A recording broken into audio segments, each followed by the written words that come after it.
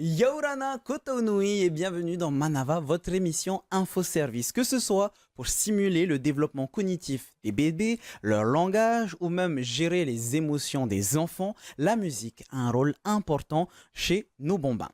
On en parle avec nos invités aujourd'hui. Je reçois Stéphane Lecoutre, professeur d'éveil au conservatoire, Yorana, et Christine Vinolo, membre des Contineurs de Tahiti. Yorana.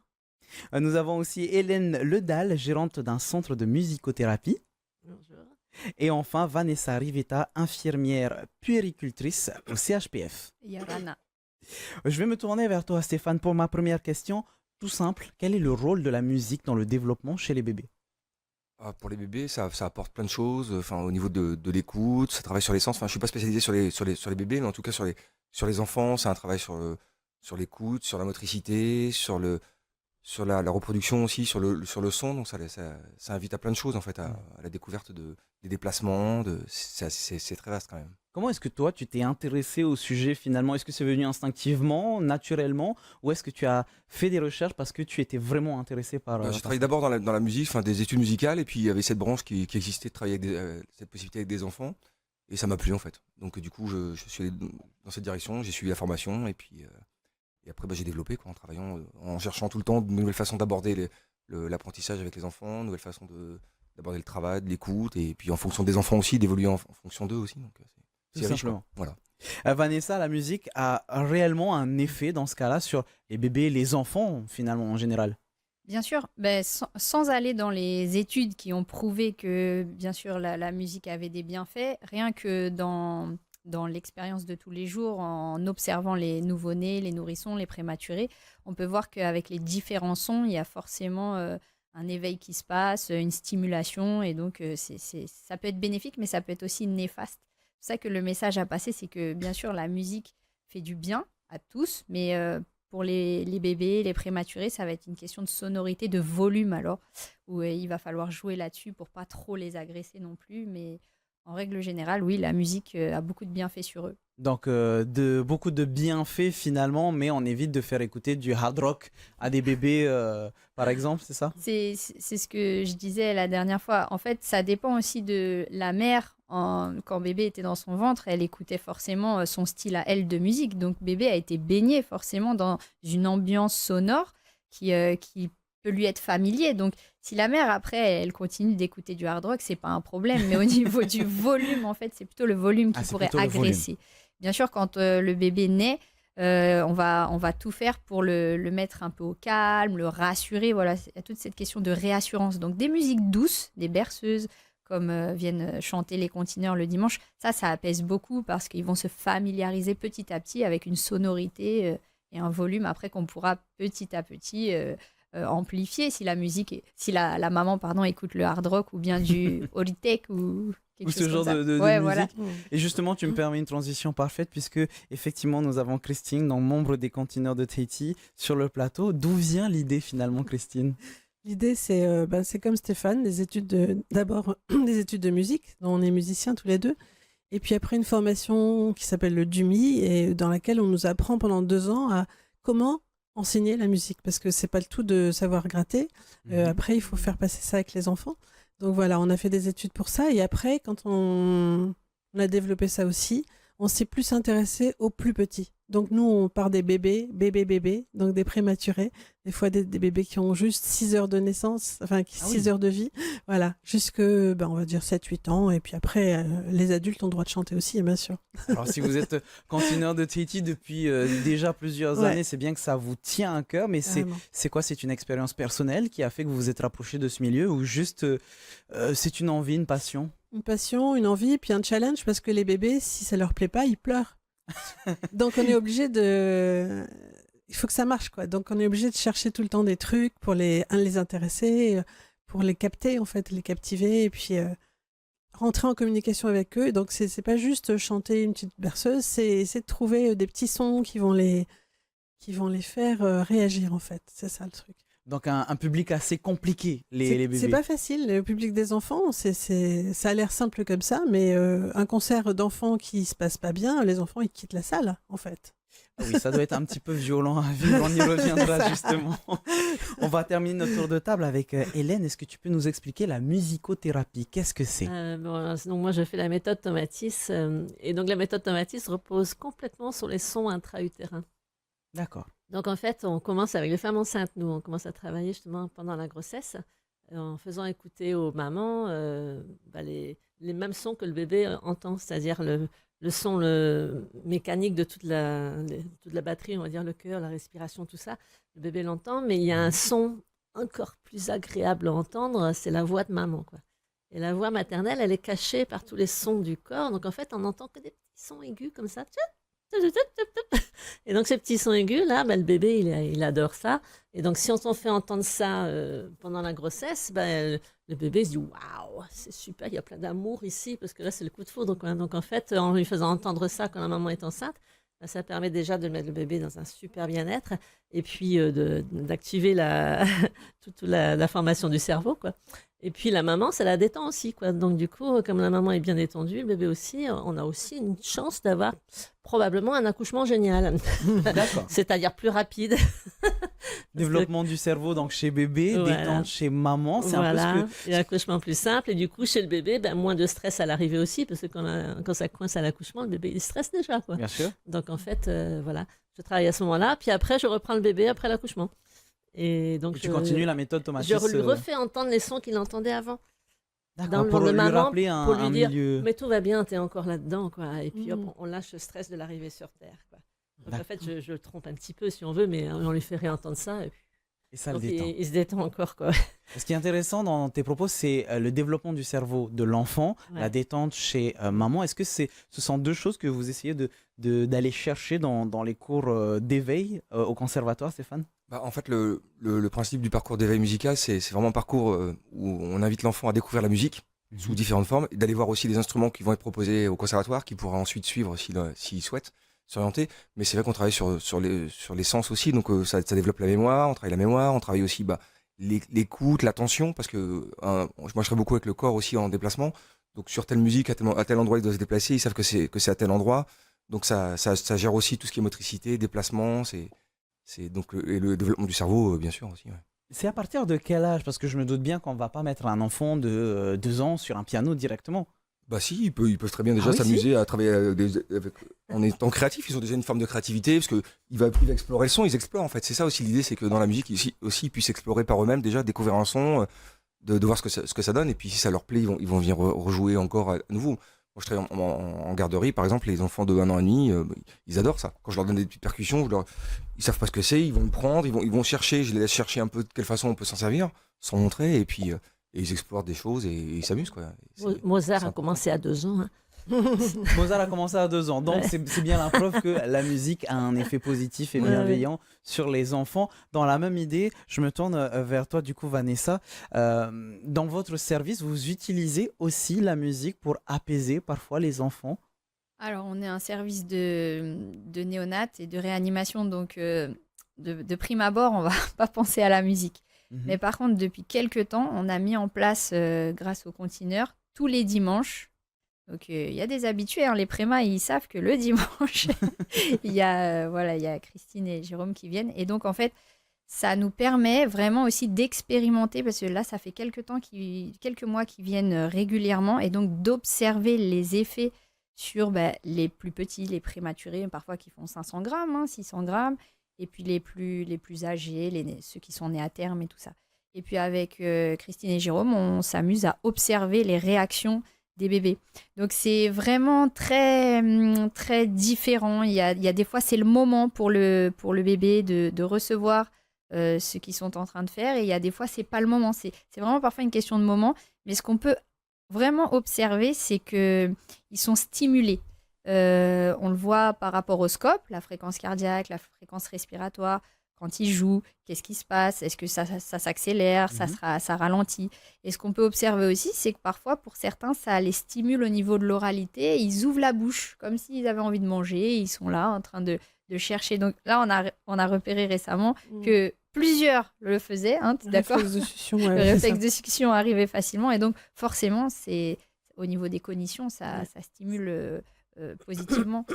Et Christine, est-ce qu'ils ont justement envie de chanter avec vous? Eh bien, en fait, ce qui est rigolo, c'est que parfois, il y a des petits sons qui sortent. Ah. Alors, donc, on appelle ça comme on veut, mais c'est des genres de vocalises. Et parfois, il y a des réactions sonores comme ça, oui, oui. Ou alors un bras qui bouge, ou alors la tête qui se tourne parce qu'il cherche d'où vient ça le vient. son. Le son. Ouais, Mhm. c'est ça.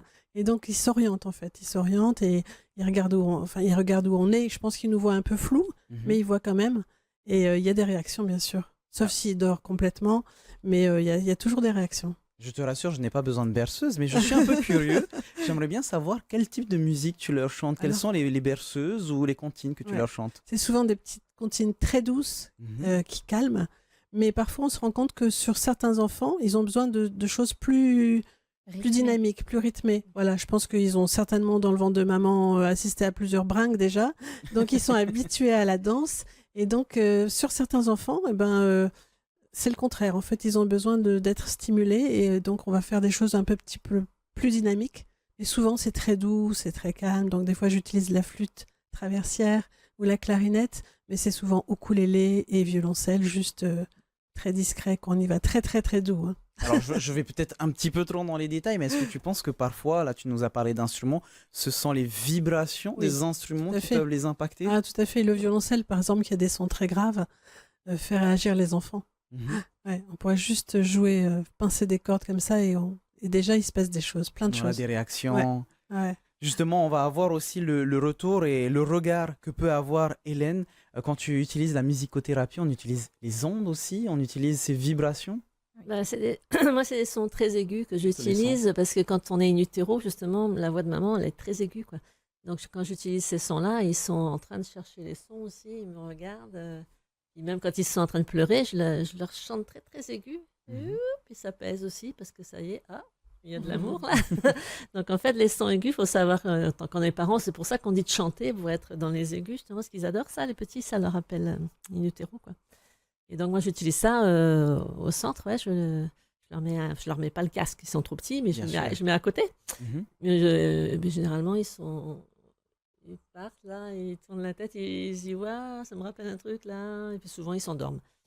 D'accord, donc ça c'est la Ouais. finalité, ils s'endorment la plupart du temps. Ouais, c'est pas le but, mais c'est le cerveau. Voilà, donc en fait, ils se détendent énormément. Et c'est souvent les petits, justement, qu'on m'amène qui pleurent le soir, qui n'arrivent pas à s'endormir, ou qui se réveillent je sais pas combien de fois la nuit.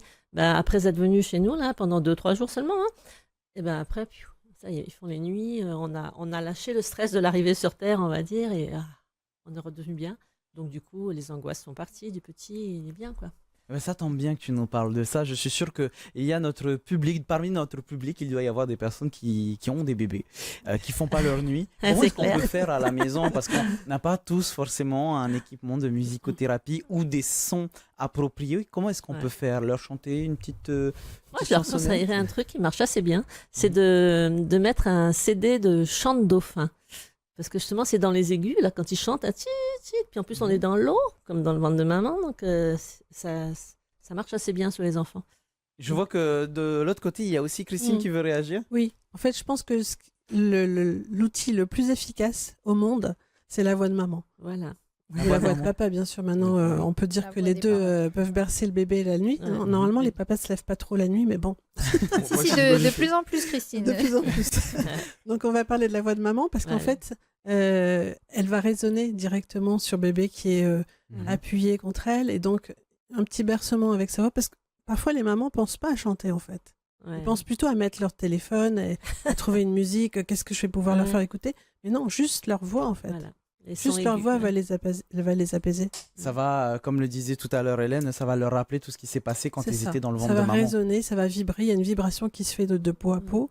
Et là, Il y a c'est voix magique. grave et voix aiguë, enfin ce qu'on disait, les sons graves et aigus, mais il y a aussi tout ce qui est rythmique parce que dans le ventre, il entend le cœur cœur de de maman. maman. Et donc, Mm. parfois, on les tapote un peu et ils s'endorment aussi. Enfin, Ouais. il y a cette rythmique qui est importante parce que le Mm. rythme du cœur. Et c'est pas rare d'ailleurs qu'on voit dans les Heiva des enfants très très jeunes sur le POE dormir avec le son des toere et ils ont à peine 1 mois parce qu'ils ont Ah ben, déjà cette habitude, cette familiarité avec ces sons et donc ça les dérange pas alors que d'autres enfants ça va les réveiller, les déranger. Enfin voilà, Mm. c'est une question de Il y a, d'enfants culture aussi, aussi. ouais, de culture il y a aussi Oui, Hélène, les vas-y. valses de Vienne qui marchent très bien. Les valses de Ouais, Vienne, parce c'est que quel rythme c'est ça? une valse à 4 temps, justement, Mhm. ça fait un peu comme le Rythmique, chœur, quoi. ouais. Tin, tin, tin, tin, tin, Alors là, on tin. parle depuis tout à l'heure de sonorité et On petit à la petit, on noire. arrive sur de la musique. Je suppose que plus les enfants sont âgés, plus les musiques vont pouvoir être adaptées. Quels styles de musique sont adaptés, Stéphane, en fonction de l'âge? Est-ce que ça dépend des enfants? En Ça fait, dépend de leur âge? les enfants sont ouverts. Enfin, je me suis rendu compte par expérience que les enfants sont ouverts à tout type de musique. Je peux faire écouter de la musique arabe, de la musique africaine, de la musique chinoise. En ce moment, sur pas mal d'écoles, on travaille sur la thématique de la musique chinoise, puisque c'était le nouvel an chinois.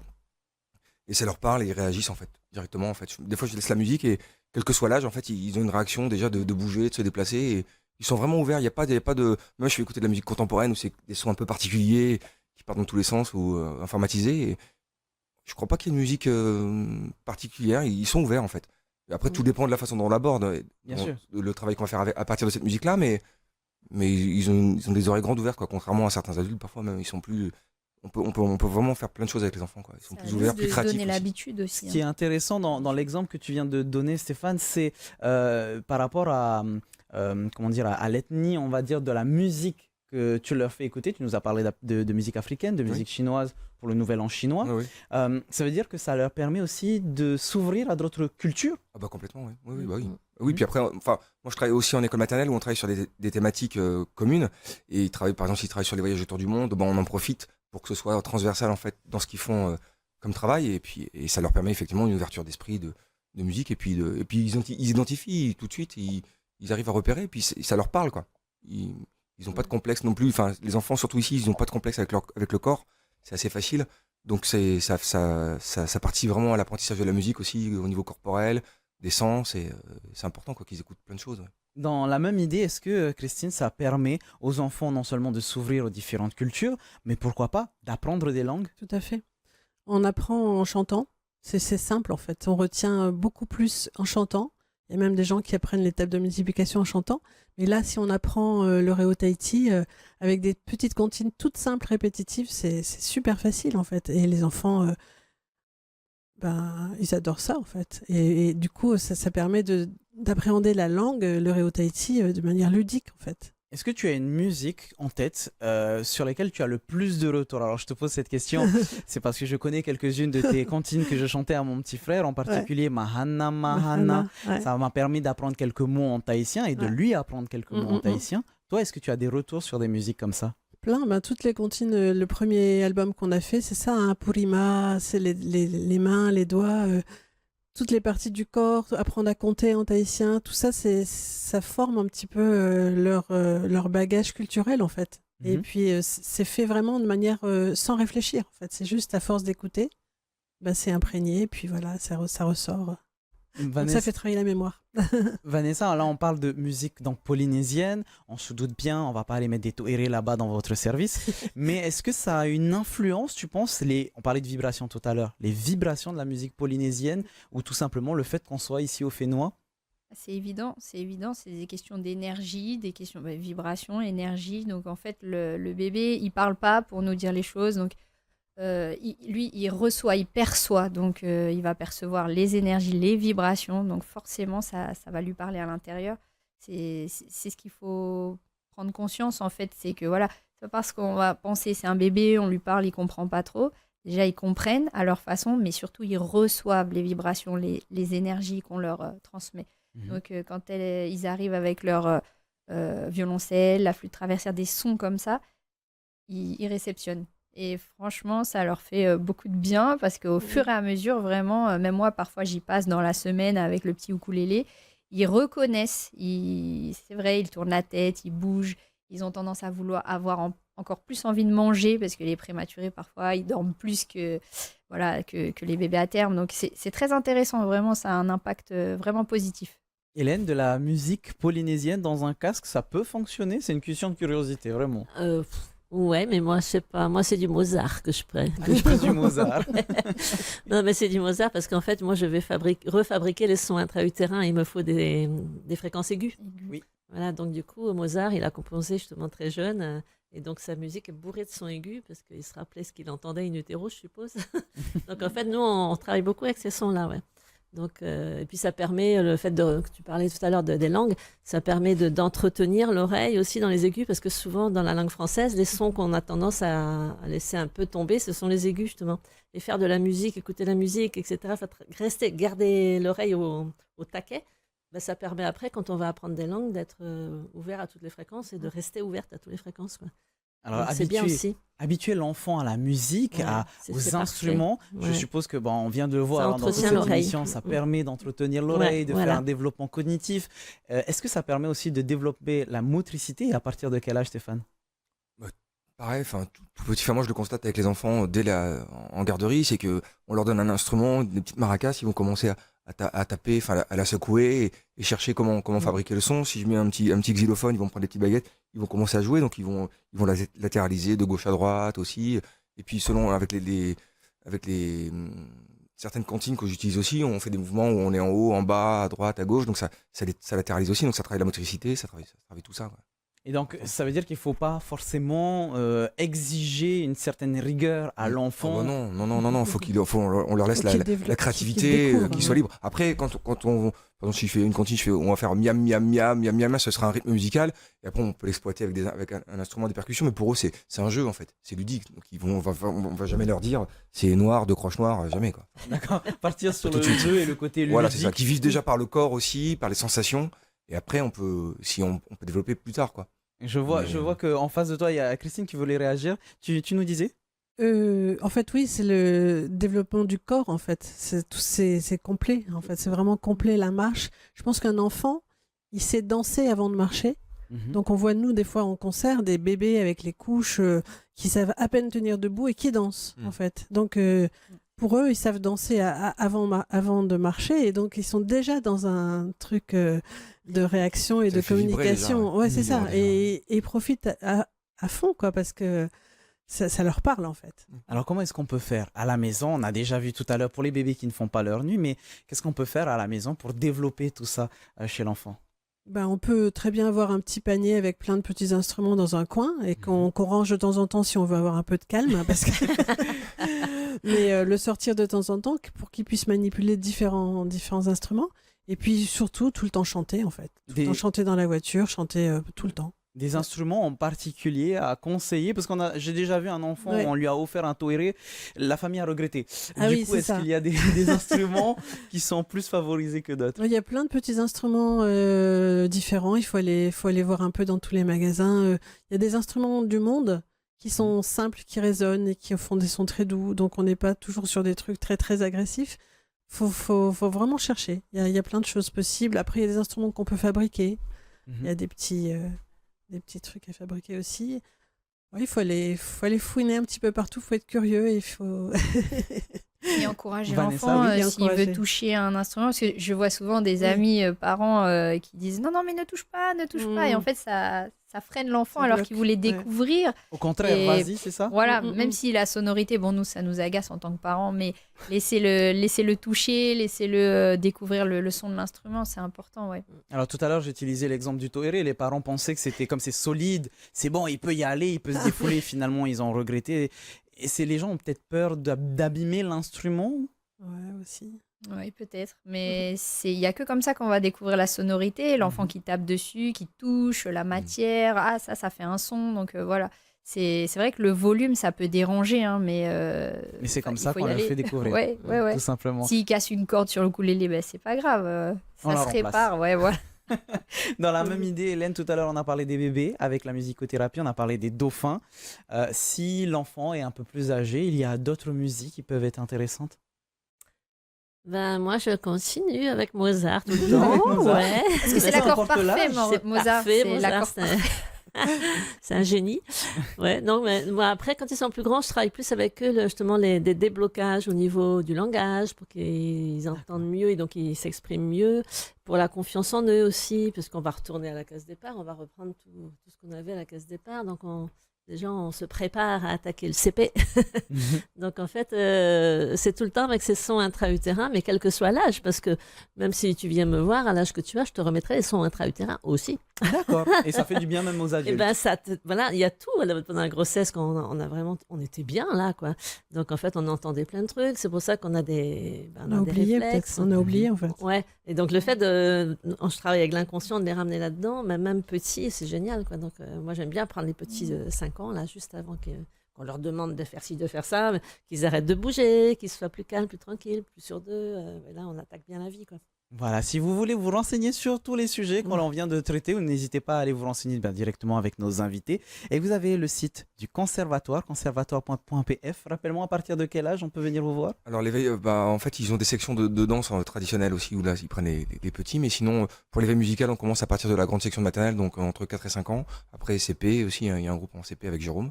Mhm. Et puis après, ils peuvent poursuivre le cursus d'instruments ou de formation musicale, enfin, ce qu'ils souhaitent faire, quoi. Et en parallèle, vous pouvez aussi écouter les cantines des cantineurs. Donc, ils ont une page Facebook, Cantineurs de Tahiti, tout simplement, avec bien sûr toutes les cantines C'est disponibles. ça. Et sur YouTube aussi, on peut en écouter plusieurs. Voilà, on ira faire un tour juste après cette émission. Merci beaucoup à toutes et à tous d'avoir Merci. répondu à Merci. notre invitation aujourd'hui. Merci. Nous, les amis, on se retrouve à partir de demain, 17h, comme d'habitude. En attendant, bonne soirée sur TNTV, 18h, votre VA Tahiti. Maururu itotato farerir a trahoma. Yaurana.